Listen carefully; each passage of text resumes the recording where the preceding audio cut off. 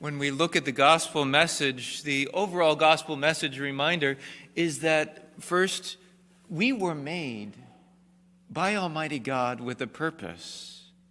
But that purpose of union with God for eternity got spoiled by sin. We allowed evil into our lives. But Jesus, our God, came into our humanity and overcame the power of sin.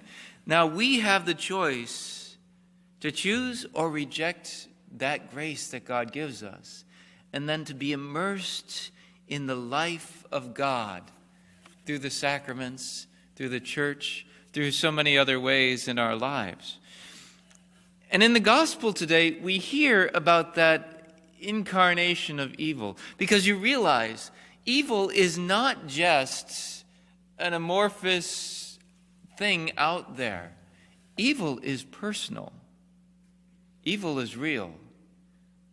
We hear about this man with an unclean spirit that Jesus drives out. That's not just, Jesus was confused.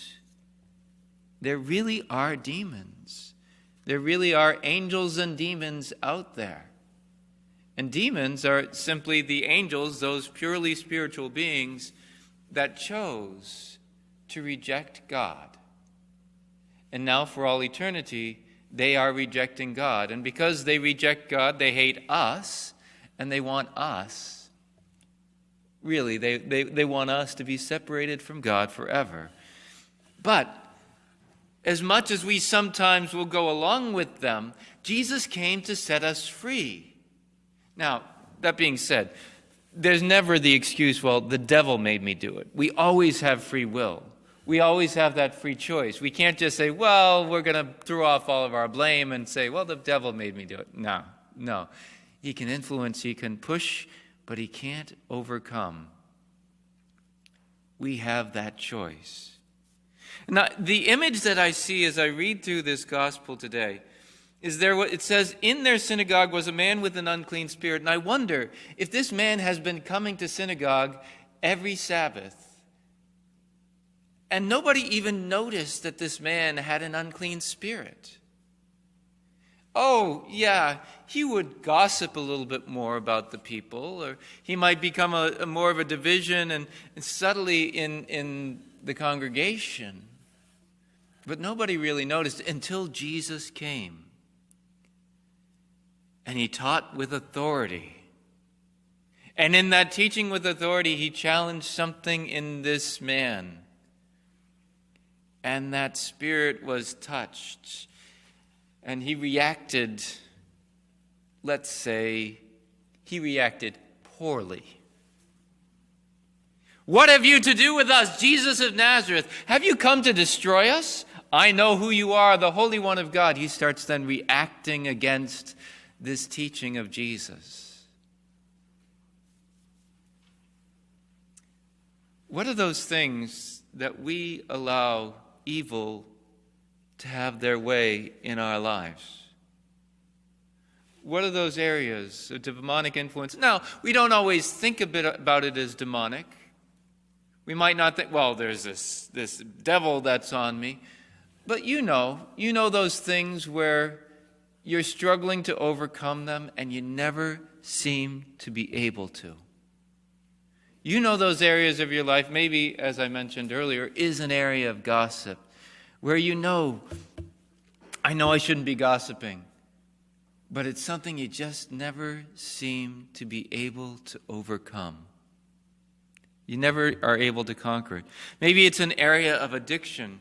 Now, when I talk about addictions, a lot of times, what do our minds go to automatically? Alcohol or drugs. Of course, those are addictions, and they have powerful addictions in our lives.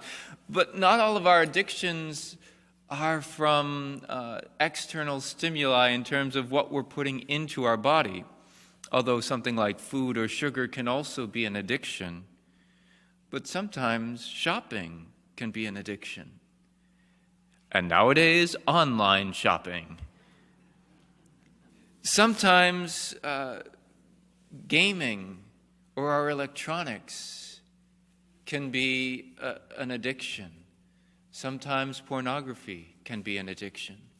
What are these things which we can't seem to overcome in our lives? You see, the good news is that Jesus came into our humanity. He walked our walk, he talked our talk, he lived our life, and then he died our death, and then rose to new and everlasting life to overcome these things, to bring us redemption, to break the power of that darkness in our lives so that we could have new life. And so when we look at the darkness in our lives, maybe specifically surrounded this whole COVID situation, we can say, but Jesus has conquered this. But that question is then, do we turn our lives and surrender to him? Do we want him to conquer? You know, I look out here and no offense, but this isn't so much the generation that's been addicted to the devices, right? But we know people that are. And maybe some of us are as well. But we look and we see this is a time in our culture, and now with COVID as it is, we're even forced to go in front of our screens, whether large or small, more and more and more. And that can be addictive. That can break us and our spirits from what we were meant to be, who we were meant to be. And I'm going to encourage you, if you think, and maybe even if you don't think, that you spend too much time on those devices, you know, Lent is coming up.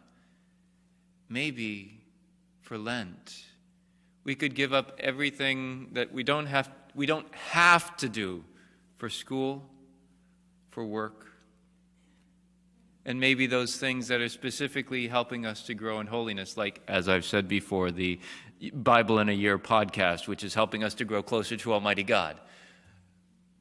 But any of that extra stuff, maybe we could give that up, the social media and maybe some other things. Because when we say yes to these addictions, a lot of times it's like, I like this. I don't want Jesus to come and redeem me from this. I like these things that I do. Jesus says, well, I want to bring you true freedom. I want to set you free, but I won't set you free without you choosing to be set free.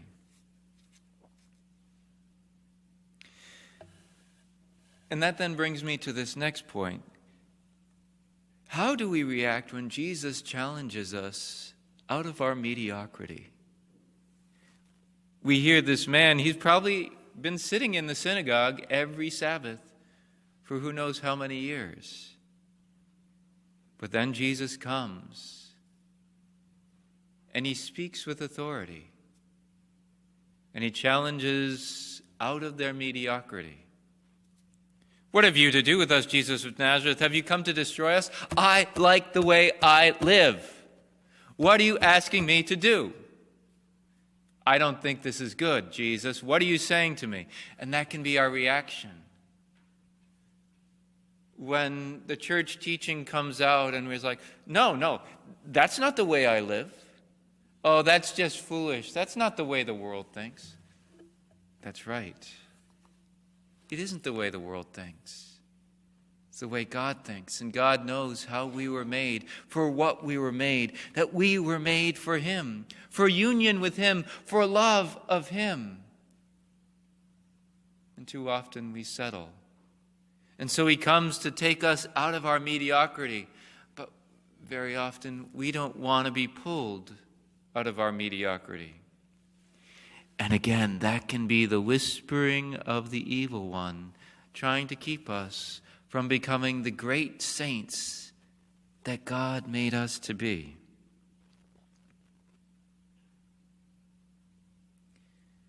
So the hard word today is that a lot of times Satan has some sort of a clawing and a scratching in our lives. Some area that we just can't seem to overcome, and sometimes we don't want to overcome. But the good news is, Jesus has overcome. Jesus has conquered sin and death. Jesus has conquered the power of addiction in our lives. Jesus has conquered the power of death. Jesus has even conquered COVID. The question is, will we throw ourselves into his arms in trust, in love, and say, Jesus, I want you to transform me. I want you to set me free. I want you to set me free from thinking everything is out to get me. I want you to set me free from these addictions. I want you to set me free from this division and this hatred, this rebellion that's in my life. I want you to set me free from the curmudgeon, whatever it is that's within us. That's a technical term, by the way. The thing that makes me a curmudgeon.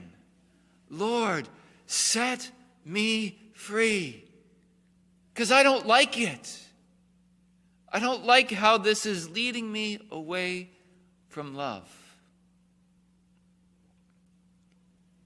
And Jesus, in his mercy, in his grace, comes and he redeems us when we surrender to him.